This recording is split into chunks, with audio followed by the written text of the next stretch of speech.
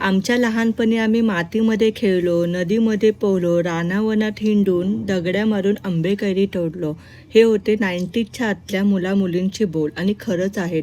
खूप सुंदर आणि सोनेरी क्षण त्यांनी जगले आहेत. आत्ताच्या मुलांना हे जगताच येत नाही. कारण आत्ताचं जग झालं आहे ते कॉम्पिटिशनचं. लहान मुलांना शाळेला सुट्टी लागली की लगेच समर कॅम्पमध्ये टाका किंवा कुठेतरी फिरायला घेऊन जा, हे इतपतच ठरलेलं आहे.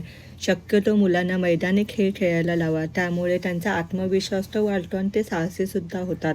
लवकरच योगशीचं स्कूल चालू होईल आणि शाळा चालू झाली की मी सकाळी लवकर उठा, शाळेमध्ये जा, दुपारी शाळेतून या, जेवा, झोपा.